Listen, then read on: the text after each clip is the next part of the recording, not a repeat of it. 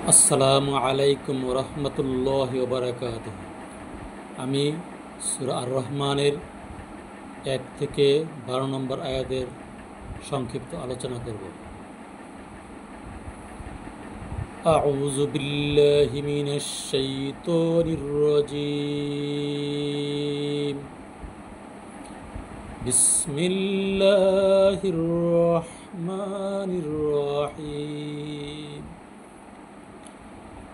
الرحمن علم القرآن خلق الإنسان علمه البيان الشمس والقمر بحسبان والنجم والشجر يسجدان والسماء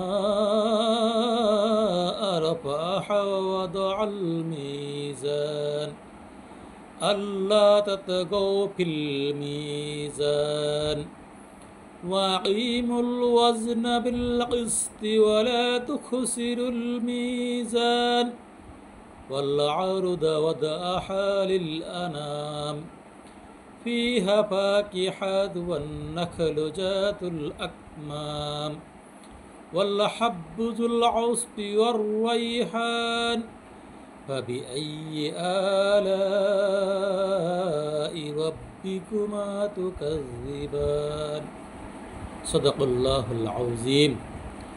সূরা আর রহমান পবিত্র কোরআনের 55 নম্বর সূরা। এই সূরাটি রাসূল সাল্লাল্লাহু আলাইহি সাল্লাম মদিনায় থাকাকালীন অবস্থায় নাজিল হয়। এই জন্য সূরা আর রহমানকে মাদানী সূরা বলা হয়। এই সূরার আয়াত সংখ্যা 78, রুকু আছে 3টি।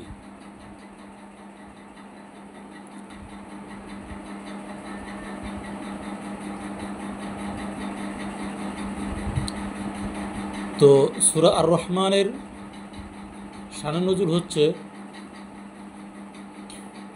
আল্লাহ রাব্বুল আলামিন যখন সূরা আর রহমান নাজিল করেন তখন কাফেরদেরকে বলা হয় উসজুদ লির রহমান, তোমরা রহমানের সিজদা করো, তোমরা রহমানকে সিজদা করো। কাফেররা বলল, রহমান আবার কি? আমরা রহমানকে চিনি না, আমরা রহমানকে বিশ্বাস করি না। তারা রহমানকে অবিশ্বাস করা শুরু করলো। তখন আল্লাহ পাক রব্বুল আলামিন রহমানের পরিচয় দিতে গিয়ে সূরা আর রহমান নাজিল করেন। এখানে তিনি বলেন, রহমান তিনি যিনি কোরআন শিক্ষা দিয়েছেন, যিনি মানুষ সৃষ্টি করেছেন, যিনি মানুষকে কথা বলার, ভাব বিনিময় করার শিখিয়েছেন, তিনি হলেন রহমান। এই ছিল সূরা আর রহমানের শানে নজুল।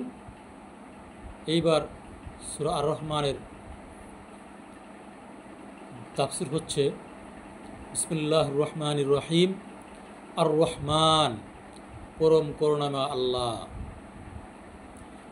রহমান হচ্ছে তিনি যিনি আল্লাহ। আল্লামাল কুরআন, যিনি কোরআন শিক্ষা দিয়েছেন। খলাকল ইনসান, সৃষ্টি করেছেন মানুষ, অর্থাৎ তিনি মানুষকে সৃষ্টি করেছেন। আল্লামাহুল বায়ান, তিনি ভাব বিনিময় শিখিয়েছেন, একজন আরেকজনের সাথে কিভাবে কথা বলতে হবে, কিভাবে ভাব বিনিময় করতে হবে, সে ব্যাপারে তিনি শিক্ষা দিয়েছেন। আশ-শামসু ওয়াল কমারু বিহুসবানি ওয়ান নাজমু ওয়াশ-শাজারু ইয়াসজুদান, সূর্য, আকাশের যে সূর্য আছে, সূর্য এবং চন্দ্র তার হিসাব মতো চলে। সূর্য আল্লাহর নিয়ম মতো চলে, চন্দ্র তার হিসাব মতোই চলে। ওয়ান নাজমু ওয়াশ-শাজারু ইয়াসজুদান, তৃণলতা, বৃক্ষ, ঘাস, লতাপাতা সব কিছুই সেজদারত অবস্থা আছে। আল্লাহ পাক রব্বুল আলামিন কোরআনের আয়াতে বলেন, ওয়ান নাজমু ওয়াশ-শাজারু ইয়াসজুদান, সূর্য, তৃণলতা, বৃক্ষাদি, বৃক্ষ, গাছপালা সবই তার হিসাব মতো চলে।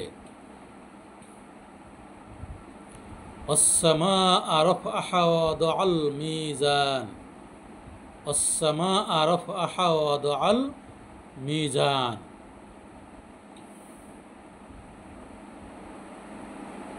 তিনি আকাশকে করেছেন সমুন্নত, আসসামা আকাশ, আকাশকে করেছেন সমুন্নত, ওয়াদা আল মিজান স্থাপন করেছেন তুলাদণ্ড, স্থাপন করেছেন ন্যায়দণ্ড। আল্লাহ তাতাগাউ ফিল মিজান, তোমরা ওজনে কম বেশ করিও না, তোমরা ওজনে কম বেশ করিও না। ওয়াকিমুল ওয়াজনা বিল কিসতি ওয়ালা তুখসিরুল মিজান, ন্যায্য ওজন প্রতিষ্ঠা করো, ওজনে কারো কম দিও না। আমরা অনেকেই ওজনে কম দিয়ে থাকি, একজন আরেকজনের ঠকিয়ে থাকি। একজনের জমির মাপ করতে গেলে সেখানে একজনকে কম দিয়ে আরেকজনকে বেশি দিয়ে আমরা জিতিয়ে থাকি। এগুলো আসলে আল্লাহ পাক রব্বুল আলামিন পবিত্র কোরআনের সূরা আর রহমানের মধ্যে নিষেধ করেছেন, তোমরা ওজনে কম বেশি দিও না। যে ওজনে যে মাপে যেটুকু পাবে ঠিক থাকে সেটুকু দাও। তোমরা ওজনে একজনের কম একজনের বেশি এইভাবে ওজনে কম বেশি করিও না।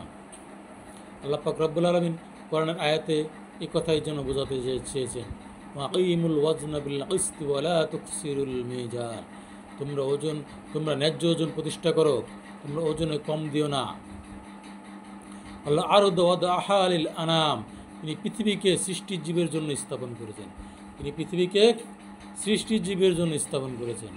আল্লাহ আরদ ওয়াদাহা লিল আনাম, তিনি পৃথিবীকে সৃষ্টি জীবের জন্য স্থাপন করেছেন। ফিহা ফাকিহাত ওয়ান নাখলু জাতুল আকমাম, এতে রয়েছে ফলমূল আবরণ বিশিষ্ট খেজুর গাছ, এক্ষেত্রে ফলমূল এবং আবরণ বিশিষ্ট খেজুর গাছ রয়েছে। নাখলু জাতুল আকমাম,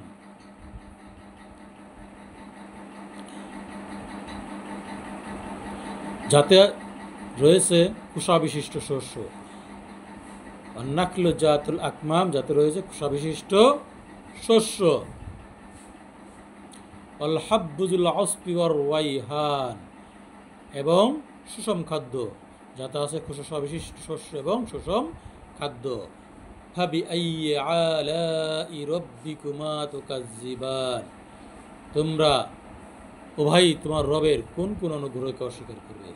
আল্লাহ পাক রব্বুল আলামিন আমাদের এত পরিমাণ নিয়ামত দিয়েছেন যে নিয়ামতের কোনোটাই অস্বীকার করার কোনো উপায় নাই। এই জন্য কোরআনে বলছে যে ফাবি আইয়ি আলাই রাব্বিকুমা তুকাজ্জিবান, তোমরা তোমাদের রবের কোন কোন নিয়ামতটাকে অস্বীকার করবে। প্রত্যেকটা নিয়ামতকে তোমার স্বীকার করতে হবে, কারণ তিনি আমাদের যদি নিয়ামত উঠায় নেন, এমন কি আছে যে আমাদেরকে নিয়ামত দেবে? তিনি একমাত্র আমাদের নিয়ামত দাতা, তিনি আমাদেরকে নিয়ামত দান করেন। এই জন্য তাকে বলা হয়েছে রহমান, তাকে বলা হয়েছে রাজ্জাক, তিনি আমাদেরকে রিজিক দান। তো এ ছিল সূরা আর রহমানের 1 থেকে 12 নং আয়াতের